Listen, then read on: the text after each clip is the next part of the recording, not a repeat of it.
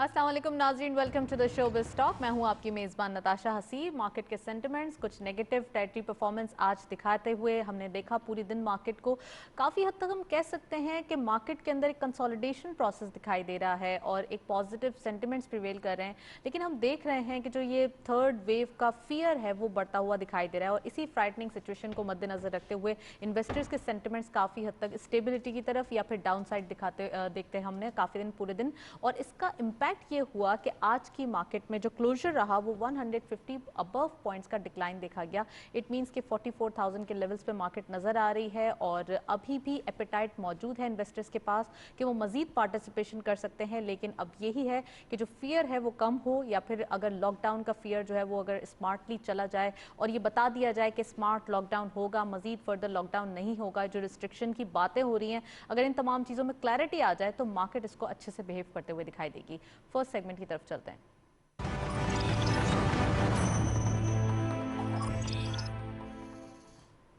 Let's have a look on daily highlights. आज की market की परफॉर्मेंस देखते चलते हैं।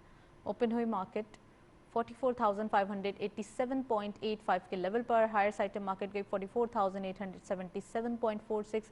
Lower was 44,334.22 and finally closure 44,428.10 यानी कि 159.75 का डिक्लाइन आज के दिन देखा गया। टर्नओवर में करंटली मार्केट ने 313.50 मिलियन शेयर्स ट्रेड किए हैं। कल के मुकाबले में डिक्लाइन नजर आता है 130.40 का। वैल्यू भी आज कम दिखाई दे रही है 17.43 बिलियन रुपीस। वॉल्यूम लीडर्स में only one script being in green territory. बाइको पेट्रोलियम इस लिस्ट को लीड कर रहे हैं 0.40 के डिक्लाइन के साथ। 10.06 पे क्लोजर। 30.34 मिलियन शेयर्स ट्रेड किए गए। टीआरजी पार्क सेकेंड स्कॉट पे 10.06 का डिक्लाइन दिखा गया। 140.15 मिलियन शेयर्स पे क्लोजर रहा। 25.43 मिलियन शेयर्स ट्रेड किए गए। एंड लास्टली गनी ग्लोबल 1.77 का इजाफा देखा गया। 25.39 पे क्लोजर रहा। 17.92 का कारोबार रहा। ये था वॉल्यूम लीडर्स मार्केट की करंट परफॉर्मेंस। ओवरऑल कुछ स्क्रिप्ट्स अनकन्वेंशनल भी हैं जो डेली बेसिस पे नहीं आते, आज के दिन दिखाई दिए। नेक्स्ट सेगमेंट की तरफ चलते हैं।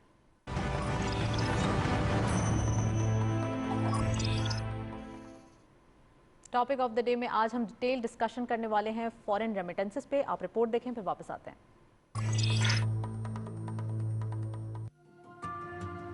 ग्लोबल रेमिटेंस पाकिस्तान में बरामदात के बाद ज़र मुबादला का दूसरा बड़ा जरिया है। तमाम बैंक बैरून मुल्क मुकीम पाकिस्तानी वर्कर्स की तरसीलात ज़र में बाकायदा बैंकिंग चैनल के जरिए शानदार खदमात अंजाम दे रहे हैं। चुनाचे हवाला और हुंडी पर भरोसे से गुरेज किया जा रहा है। बैरून मुल्क मुकीम पाकिस्तानी गैर मुल्की रेमिटेंस के जरिए हमारी मईशत में हमेशा से अहम किरदार अदा करते आए हैं। वज़ीर-ए-आज़म जनाब इमरान खान और काबीना की काविशों की बदौलत बैरून मुल्क मुकीम पाकिस्तानियों की जानिब से भेजी जाने वाली तरसीलात में इजाफा एक खुशखबरी है। समंदर पार पाकिस्तानियों की जानिब से तरसीलात ज़र में मुसलसल इजाफे का रुझान बरकरार है और गुज़िश्ता अरसे के दौरान मजीद अरबों डॉलर पाकिस्तान भिजवाए गए, जो कि एक रिकॉर्ड भी है। स्टेट बैंक ऑफ पाकिस्तान के मुताबिक साल दिसंबर 2019 के मुकाबले में 2020 और 2020 के मुकाबले में 2021 के इब्तदाई अय्याम में गैर मुल्की रेमिटेंस में काबिल जिक्र इजाफा रिकॉर्ड हुआ है। बैरून मुल्क मुकीम पाकिस्तानी गैर मुल्की रेमिटेंस के जरिए हमारी मईशत में अहम किरदार अदा करते हैं। ऐसे ही पाकिस्तानियों की सहूलत के लिए हुकूमत पाकिस्तान की जानिब से फॉरेन रेमिटेंस की पजीराई और रगबत के लिए तेज रफ्तार पॉलिसी साजी भी की गई है, ताकि दुनिया भर में मुकीम पाकिस्तानी अपनी मेहनत की कमाई बिला खौफ खतर बआसानी अपने मुल्क अपने वतन भेज सकें। वाज़े रहे कि बैरून मुल्क पाकिस्तानियों की जानिब से तरसीलात में मुसलसल इजाफे की वजूहात में बाकायदा कानूनी ज़राए इस्तेमाल करना शामिल है। माहिरीन का कहना है कि अगर समंदर पार पाकिस्तानियों की जानिब से तरसीलात भिजवाने का यही रुझान बरकरार रहा तो एक साल में मजीद अरबों डॉलर की तरसीलात भी मौसूल होने का नया रिकॉर्ड बन सकता है। एग्जैक्टली रेमिटेंसेज में हम डेली बेसिस पे इजाफा देख रहे हैं और इसी का इम्पैक्ट है। हमारी करेंसी स्टेबल दिखाई दे रही है, यानी कि रुपी एप्रिशिएट कर रहा है और हम देख रहे हैं डेली बेसिस पे जो एप्रिसिएशन हो रही है इसका इम्पैक्ट भी बहुत अच्छा मार्केट के ऊपर और इकोनॉमी पे आ रहा है। इन तमाम चीज़ों पर बात करते हैं। स्टूडियो में हमारे साथ गेस्ट मौजूद हैं, उनको वेलकम करते हैं। हमारे साथ मौजूद हैं आसिफ हारून साहब, आप टैक्स एक्सपर्ट हैं, उनको वेलकम करते हैं। अस्सलाम वालेकुम sir, welcome to the show. Sir सबसे पहले ये बताइए कि जो फॉरेन रेमिटेंसेज है उसमें इजाफा हो रहा है और लास्ट ईयर से अब तक यानी कि इस फिस्कल ईयर के स्टार्ट में अगर हम देखें, ये काफ़ी हद तक एक गुड साइन है कि पाकिस्तान पे भरोसा बढ़ता हुआ दिखाई दे रहा है। ओवरसीज़ पाकिस्तानीज़ अपना ट्रस्ट जो है वो दिखा रहे हैं, रेमिटेंसेस पाकिस्तान के अंदर आ रहे हैं और रुपी अप्रिशिएट कर रहा है। दिस इज़ द रीज़न या फिर कोई और भी वजह है? नहीं, डेफिनेटली जो गवर्नमेंट ने इनिशिएटिव्स लिए हैं that the increase in the remittances primarily because of the initiatives taken by the government and the state bank of Pakistan, so that के जो एक्चुअली पैसा तो पाकिस्तान में पहले भी आ रहा था फॉरेन एक्सचेंज का, बट चैनलाइज होके नहीं आ रहा था। और जो एक फेयर फैक्टर था, जो कंसर्न्स होते थे हमारे ओवरसीज़ पाकिस्तानीज़ के कि हम जब पैसा लेके आएंगे तो पैसा जो है वो हम शायद प्रॉपर तरीके से हम लेके ना जा सकें, इसलिए कि पाकिस्तान के अंदर जनरली एक परसेप्शन है आउटसाइड पाकिस्तान कि पाकिस्तान के अंदर पैसा लाना तो आसान है, पाकिस्तान से पैसा वापस ले जाना बड़ा मुश्किल है। सेकेंडली ये कि जो ऑफिशियली चैनल परसेप्शन था और कुछ हद तक ग्राउंड रियलिटीज़ भी थी, कुछ इस किस्म के हमारे आज भी देखें कि आउटवर्ड रेमिटेंसेस जो है, यानी जो पैसा बेसिकली हमने वापस जब पेमेंट्स, जैसे हम यहाँ पे पाकिस्तान में जो लोग रहते हैं और उनको जेन्युइन एक्सपेंसेस के लिए पाकिस्तान के बाहर जो एक्सपेंसेस पे करने पड़ते हैं, तो वो चीज़ के लिए जो जो रेगुलेशंस थी वो इतनी कंड्यूसिव नहीं थी। तो एट द सेम टाइम जो पाकिस्तानीज आउटसाइड पाकिस्तान रह रहे थे, उनके जो रेमिटेंसेस पाकिस्तान में आ रहे थे, उनको दो तरह के कंसर्न्स थे। एक ये कि हम जब यहाँ पे पैसा लेके आएंगे तो हमारे पास इन्वेस्टमेंट अपॉर्चुनिटीज़ क्या है। सेकेंडली ये कि हम जब पाकिस्तान में पैसा लेके जब आएंगे तो फिर पाकिस्तान, जब हमें पाकिस्तान से बाहर पैसा लेके जाना पड़ेगा तो हम वो कैसे लेके जाएंगे। तो वो दो बेसिकली जो एंगल्स थे वो गवर्नमेंट ने उसको लुक आफ्टर किया और उसमें फिर गवर्नमेंट ने दो, एक तो पैसा लाने की सहूलत आसान करी, एट द सेम टाइम उनको ये कॉन्फिडेंस भी दिया under the law and the regulations कि how they can take the money out without any government interference, number one. Secondly ये कि जो उनको ऑफिशियली जो पैसा लेके आ रहे हैं, उनकी जो इन्वेस्टमेंट अपॉर्चुनिटीज़ हैं वो अपॉर्चुनिटीज़ उन्होंने क्लैरिफाई की, नंबर वन। नंबर टू ये कि उनके अंदर टैक्स इंसेंटिव्स भी दिए। देखिए पाकिस्तान का जो टैक्स का कानून थे और जो रेगुलेशंस थे वो बहुत ही जो है वो डिफ़िकल्ट होते हैं बाहर वालों के लिए पॉइंट ऑफ व्यू से, इसलिए कि उनको चूंकि वो एक शॉर्ट टर्म इन्वेस्टमेंट के लिए आते हैं, अब अगर उनको आप कहेंगे कि आपने एनटीएन भी लेना है, रिटर्न भी फाइल करना है, ये भी ऑडिट भी होगा, तो वो कभी भी वो पाकिस्तान में ऑफिशियली जो है वो इन्वेस्टमेंट्स नहीं करते थे।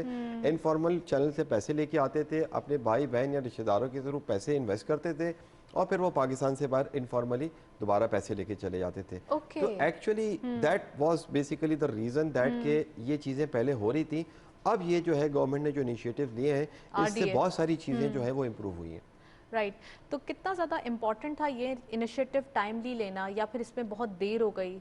देर आए दुरुस्त आए, आ तो गए लेकिन अभी भी काफ़ी टाइम हमने लिया। अगर स्टार्ट में थोड़ी सी ये चीज़ें हो जाती 3 साल पहले या 4-5 साल पहले तो हालात कुछ और होते। जी बिल्कुल, डेफिनेटली। देखें ये अपॉर्चुनिटी जो है, अगर कुछ कोविड की नेगेटिव इम्पैक्ट्स हैं तो आई थिंक दैट के ये चीज़ें इस वक्त सामने आई कि अब कोविड आने के बाद बहुत सारी चीज़ें जो हैं वो इनफॉर्मल चैनल्स या बहुत सारी चीज़ें दुनिया ने चेंज हुई तो ये सॉर्ट ऑफ कुछ चैलेंजेस आए तो कुछ अपॉर्चुनिटीज़ भी आई।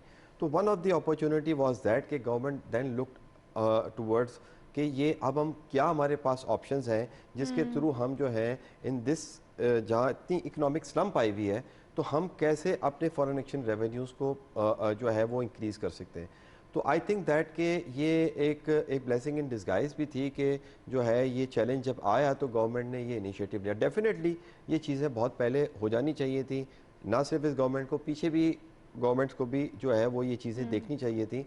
अभी भी बहुत सारी चीज़ें ऐसी हैं जिसको फर्दर इम्प्रूव किया जा सकता है। तो क्या आप समझते हैं कि जो आरडीए है इसमें भी कुछ इम्प्रूवमेंट की ज़रूरत है? क्योंकि यहाँ पे बताया ये जा रहा है कि आहिस्ता आहिस्ता करके हमने स्टार्ट में देखा था जब चीज़ें ऐड ऑन होना शुरू हुई थी तो उस वक्त सिर्फ ये फैसिलिटी थी कि वो इन्वेस्ट कर सकते हैं नया पाकिस्तान सर्टिफिकेट्स में और डिफरेंट रियल इस्टेट में। उस वक्त जो है वो टाइम नहीं हुआ था कि वो रियल इस्टेट में डायरेक्टली नहीं आ सकते, मार्केट के अंदर थोड़े दिनों बाद आए थे। तो चीज़ें थी आहिस्ता आहिस्ता करके बढ़ती हुई दिखाई दे रही हैं। तो आप समझते हैं कुछ और चीज़ें मज़ीद ऐड करने की ज़रूरत है? जी बिल्कुल। देखें इसमें जो सबसे ज़्यादा अट्रैक्टिव इन्वेस्टमेंट हमारे ओवरसीज़ पाकिस्तानीज़ के लिए है वो ये है कि वो रियल इस्टेट में इन्वेस्ट करते हैं।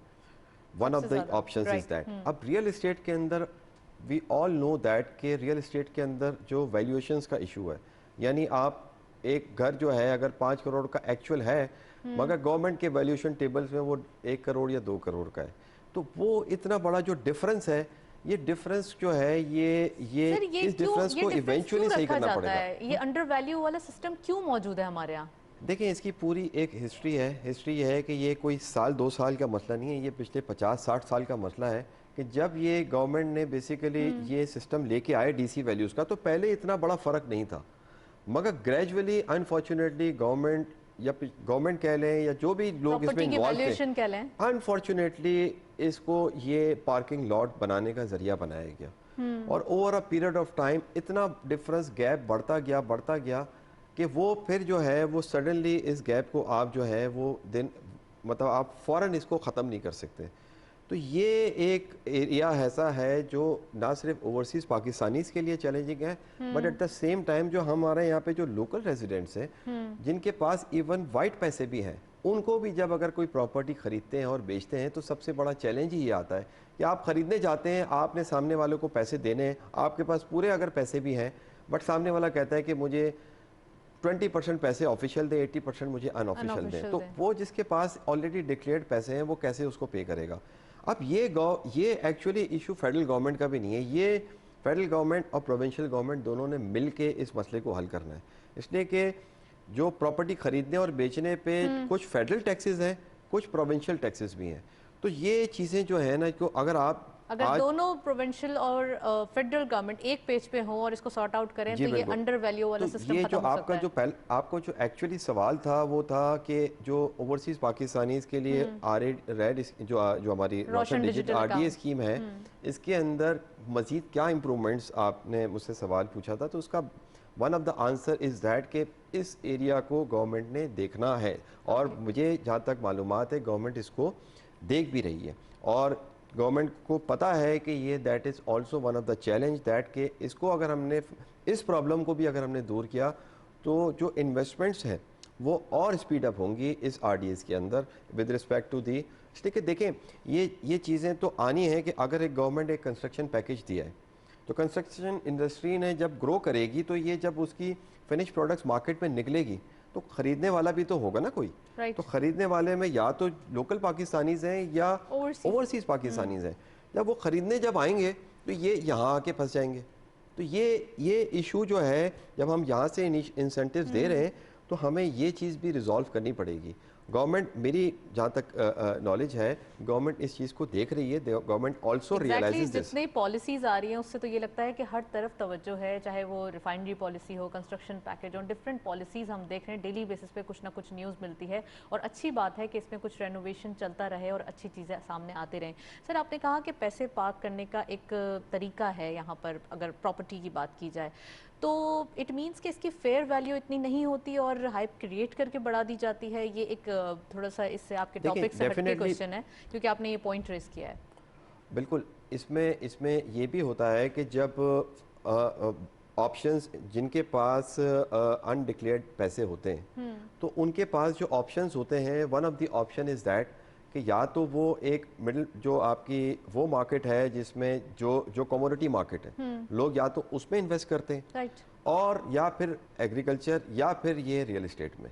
तो ये वहाँ जाके जब ये इन्वेस्टमेंट जब फॉर एग्जांपल गोल्ड प्राइसेस नीचे जाती हैं, फॉर एग्जांपल स्टॉक्स नीचे जा रहे होते हैं, तो जिनके पास एक मनी है, सरप्लस मनी है, वो जाके फिर ये प्रॉपर्टीज़ खरीदते हैं। जब प्रॉपर्टी खरीदते हैं तो वो फिर एक बहुत कम लोगों के पास बहुत ज़्यादा जब प्रॉपर्टीज़ होती है तो then it becomes manageable for them to create a market that to control the market. तो डेफिनेटली इसका ये वन ऑफ द रीज़न होता है जब प्रॉपर्टी की मार्केट के अंदर जो है वो सडन अपराइजिंग या सडन डिक्लाइन जब आता है तो डेफिनेटली इसमें मैनिपुलेशंस इन्वॉल्व होती हैं। ओके, अच्छा सर, हम आपकी प्रेजेंस है तो मैं चाहूँगी कि आप प्लीज़ कमेंट करें, जो लॉज में कुछ अमेंडमेंट हुई है फिस्कल लॉज में, उसके बारे में कुछ बताएं कि वो एक्चुअली हुई क्या है और में क्या चेंजेस अभी किए गए हैं और फर्दर क्या चेंजेस हो सकते हैं। जी बिल्कुल, अभी गवर्नमेंट ने जो है वो चूँकि IMF के साथ जो कमिटमेंट थी हमारी, उस कमिटमेंट के अंदर बेसिकली 3 जो है वो कानून पास हुए हैं जी। एक है आपका इनकम टैक्स के कानून में तरामीम आई हैं जिससे गवर्नमेंट का अंदाज़ा है कि they will be able to generate revenue of approximately 140 billion rupees. Okay. The second amendment, the second law which has been passed as a result of the negotiation with IMF is the amendments in the State Bank of Pakistan Act. This third law which has been passed is with regard to the powers of the NEPRA to basically increase the tariffs of the electricity on their own basis without any approval of the intervention of the government. तो ये basically तीन थी. अब जो इस वक्त आपका जो मेरा सब्जेक्ट है वो ये है कि जो इनकम टैक्स के कवानीन में तब्दीलियाँ आई हैं वो मेजर क्या हैं और इसके क्या इफ़ेक्ट्स हैं और मज़ीद क्या तरमीम आ सकती हैं. जो पहला जो सवाल है वो ये कि ये कानून जो अभी मार्च 22 को अमेंडमेंट ऑर्डिनेंस आया है उसके अंदर बेसिकली जो है वो बुनियादी तौर पे जो अमेंडमेंट्स आई हैं वो ये आई हैं कि हमारे इनकम टैक्स के कानून में बहुत सारी टैक्स एग्जम्पशंस हैं. टैक्स एग्जम्पशंस मींस के उनको एक ख़ास मकसद के लिए टैक्स में एक छूट दी गई थी और वो छूट जो दी गई थी वो गवर्नमेंट ने अब उसको रिकन्सिडर किया है और ग्रेजुअली जो है वो छूट जो कुछ लोगों को, कुछ ख़ास लोगों को बाय नेम छूट थी, कुछ इंडस्ट्रीज़ को छूट थी. तो जो अभी अमेंडमेंट्स आई हैं जिसमें एग्जम्पशंस को रिव्यू किया गया है उसमें बहुत सारी अमेंडमेंट्स वो हैं या जो छूट वापस ली गई है वो कुछ ऐसी इंडिविजुअल्स कंपनीज को थी या इंडस्ट्रियल सेक्टर्स को थी जो कि वापस की गई हैं. जो दूसरी बड़ी जो एरिया था जिसमें गवर्नमेंट ने जो है वो इसको रिव्यू किया है वो ये कि बहुत सारी एग्जम्पशंस जो थी उनको जो है वो टैक्स क्रेडिट रिजीम में लेके चले गए. दैट मीन्स दैट कि गवर्नमेंट को शायद उसमें से revenue in that sense generate ना हो, इसलिए कि जो एग्जम्पशन रिजीम से टैक्स क्रेडिट रिजीम में जो है in effect tax payable zero ही रहता है. जैसे फॉर एग्जांपल आईटी नेट में आ जाते हैं जी, मगर चूंकि टैक्स क्रेडिट रिजीम होती है, टैक्स क्रेडिट रिजीम की कुछ कंडीशंस होती हैं, उस कंडीशंस के अंदर कुछ कंप्लाइंसेस होती हैं.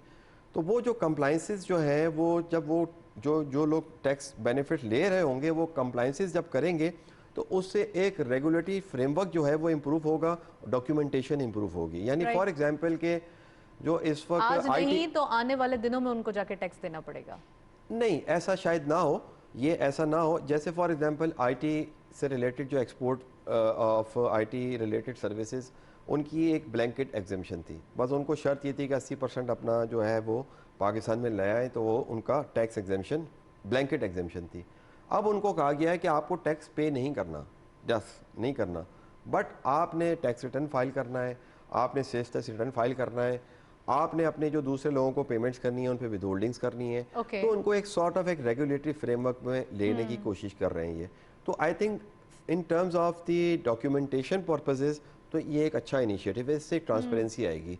बट आई थिंक कि इसको जो है वो इसके साथ साथ और भी एक्सपोर्ट ऑफ सर्विसेज थी जिनकी एग्जेम्पशन ख़त्म कर दी गई मगर उनको टैक्स क्रेडिट रिजीम में नहीं लाया जाए. यानी फॉर एग्जांपल आईटी के अलावा जो एक्सपोर्ट ऑफ सर्विसेज थी उनमें आज एग्जेम्पशन है मगर इनको आईटी के साथ साथ टैक्स क्रेडिट रिजीम में नहीं लाया गया. तो इनको भी साथ लाने की ज़रूरत है फॉर द रीज़न दैट के लेकिन सर उसका इम्पैक्ट तो हम देख रहे हैं आईटी सेक्टर पे दिखाई दे रहा है. हम अगर मार्केट की स्पेसिफिक बात करें तो ये गवर्नमेंट को देखना चाहिए. देखें वो जो आईटी सेक्टर के अंदर जो इसका इम्पैक्ट आ रहा है डेफिनेटली वहाँ कुछ रेजिस्टेंस है क्योंकि बहुत सारे ऐसे लोग जो आईटी के अंदर एक्सपोर्ट ऑफ सर्विसेज में इंगेज थे वो चाह नहीं रहे कि वो एक ट्रांसपेरेंसी उनके बिजनेस के अंदर आए. तो आई थिंक के प्राइमरीली इसमें मकसद नजर ये आता है, इसको सिर्फ एक मिडिल ग्राउंड तलाश करना चाहिए गवर्नमेंट को और जो स्टेक होल्डर्स हैं या जो इससे इफेक्ट हुए हैं कि यानी एक ट्रांजिशन एक फेज आना चाहिए था. एकदम आप उसको एग्जेम्पशन रिजीम से उठा के आपको 100% कंप्लायंस रिजीम में ले गए. तो थोड़ा सा इसको एक ग्रेजुअल लेके चलते हैं तो I think that would have been a better option. Secondly ये कि जो आईटी के अलावा जो एक्सपोर्ट ऑफ सर्विसेज है, एक्चुअली देखें दुनिया में हर जगह एक्सपोर्ट्स को जो है वो जीरो रेट रखा जाता है. तो हमारे यहाँ पे भी जो आईटी के अलावा जो एक्सपोर्ट ऑफ सर्विसेज थी जो आज तक एग्जाम थी इनको एकदम फुल रेट पे टैक्सेशन में लेके आ गए. तो ये भी गवर्नमेंट को रिव्यू करने की ज़रूरत है. स्टेट बैंक ऑफ पाकिस्तान को भी इसको देखने की ज़रूरत है कि एकदम जब आप इन लोगों को लेके आ जाएंगे टैक्स रिजीम में तो इससे ये नहीं होगा कि वो टैक्स पे करना शुरू कर देंगे. इससे शायद ये होना शुरू हो जाए कि वो लोग पाकिस्तान में पैसा लाना ही बंद कर दें. वो कहते हैं देखें एक्सपोर्ट ऑफ सर्विसेज एक इंटेंजिबल है. मैं घर पे बैठ के कंप्यूटर पे एक सर्विस किसी को कंसल्टेंसी सर्विस दे सकता हूँ, किसी को नहीं पता चलेगा. पता उस वक्त चलता है जब मैं पैसे पाकिस्तान में लेके आता हूँ। मैं पाकिस्तान में उस वक्त पैसे लेके आता था जब मुझे टैक्स की एग्जेम्पशन थी, तो मैं ऑफिशियली पैसे भी लेके आ जाता था। अब अगर मुझे सडनली मुझे कहा जाएगा कि यार एक एक्सपोर्ट ऑफ सर्विसेज है, export of goods is 0 rated या 1% है, export of IT is 0 rated, तो मुझे other than export of IT services जो सर्विसेज है मेरी, वो क्यों मुझे फुल रेट पे मुझे टैक्स देना है? तो उसके लिए भी गवर्नमेंट को एक रिकंसिडर करना चाहिए, एक ग्रेजुअल प्रोसेस के थ्रू, बट उसको भी एक जो है वो एक्सपोर्ट ऑफ सर्विसेज को इंकरेज करना चाहिए, टैक्स क्रेडिट रिजीम में उनको भी लाना चाहिए। रेगुलेटरी पॉइंट ऑफ व्यू से कुछ रेगुलेटर्स बहुत ज़्यादा स्ट्रिक्ट हो जाते हैं, तो this is one of the example हम कह सकते हैं कि रेगुलेशन होनी चाहिए, बहुत ज़्यादा स्ट्रिक्टनेस नहीं होनी चाहिए जब आपकी इकॉनमी इतनी फ्रेजाइल हो। सर, प्रोग्राम का वक्त जो है वो बहुत कम है, मैं चाहती हूँ कि आप कमेंट करें हमारी इकॉनमी के ऊपर, जो कुछ पॉलिटिकल चेंजेस भी हुए हैं फाइनेंस टीम में, तो वो भी बताइए प्लीज़। जी बिल्कुल, इसमें देखें मैं इसी बात को कंटिन्यूएशन में लेके जाऊंगा कि जो भी गवर्नमेंट नई टीम आ रही है, इसके बाद भी टीम्स आती रहेंगी, लोग चेंज होते रहेंगे। हमें जो है एक इकोनॉमिक रोड मैप जो है वो एक हमें बनाना चाहिए, एक लॉन्ग टर्म, मीडियम टर्म और शॉर्ट टर्म, और उसके ऊपर सबका कंसेंसस होना चाहिए। वो एक पॉलिसी बनाए, चेंजेस जो भी आए पॉलिसी सेम रहनी चाहिए। इस अमेंडमेंट ऑर्डिनेंस के अंदर भी कुछ चेंजेस ऐसी हैं जो कि बड़ी एब्रप्ट नेचर की हैं, और जो जिन प्रोविजंस में वो चेंजेस लाई गई हैं वो उनकी एक बहुत लॉन्ग टर्म इंसेंटिव्स थे उसके।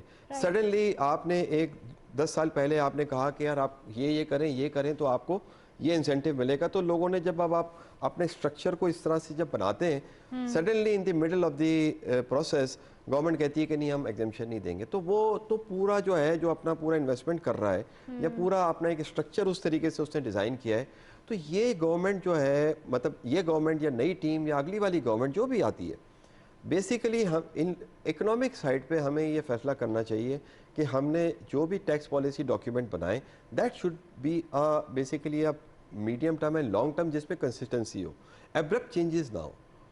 तो ये हमें जो है ये कुछ फैसले, इस जो नई टीम आ रही है या आ गई है, इसको आई बिलीव दैट कि वो इन लाइंस पे ज़रूर वो सोचेगी, जो स्टेक होल्डर्स हैं, जो एक्सपर्ट्स हैं, उनको इंगेज करेगी, और फिर आई थिंक कि गवर्नमेंट का डिसीजन नहीं होना चाहिए, ये स्टेट ऑफ द पाकिस्तान का डिसीजन होना चाहिए, और इसमें सारे स्टेक होल्डर्स हो, इवन अपोजिशन है, सबको लूप में लेके सारी चीजें सेटल डाउन करके पॉलिसीज होनी चाहिए, और डेकेड्स के लिए होनी चाहिए, ये 1-2 साल की पॉलिसीज नहीं होती हैं। Thank you so much Asif Haroon साहब, आप हमारे साथ मौजूद थे, आपने प्रोग्राम में तशरीफ लाए और काफ़ी डिटेल डिस्कशन की टैक्स पॉइंट ऑफ व्यू से, फिस्कल चेंजेस के जो अभी हमने देखा है, अमेंडमेंट्स हुए हैं कुछ, और बहुत ज़बरदस्त उसका एक हम कहेंगे मार्केट के ऊपर भी इम्पैक्ट आया, इकोनॉमिक पॉइंट ऑफ व्यू से भी इम्पैक्ट आया है, स्टेट बैंक जो है वो ऑटोनॉमस जो है वो होने जा रहा है, तो ये तमाम चीज़ें होनी चाहिए थी और अब हो रही हैं, जिसके जो इम्पैक्ट्स हैं वो अब आते रहेंगे, सिर्फ अभी नहीं बल्कि आने वाले दिनों में भी हम विटनेस करेंगे। दैट्स ऑल, प्रोग्राम को वाइंड अप करते हैं। वाइंड अप करने से पहले आप हमारा ईमेल एड्रेस नोट कर लें, विच इज़ thisttalk@ptv.com.pk। आपके फीडबैक का इंतजार रहेगा। प्रोग्राम देखने का शुक्रिया। अल्लाह हाफ़िज़।